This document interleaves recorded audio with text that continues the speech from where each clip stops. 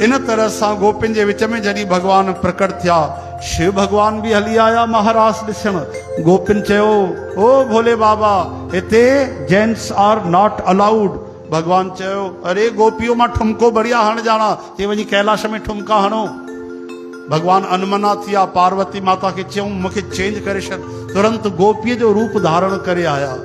शिव भगवान भी अची आ। बोलो कपिलेश्वर भगवान की, गोपेश्वर महादेव की।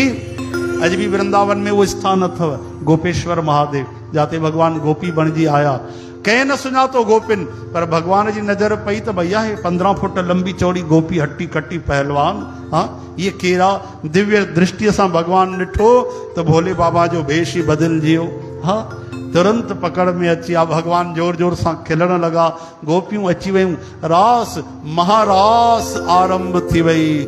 बोलो महारास बिहारी भगवान की।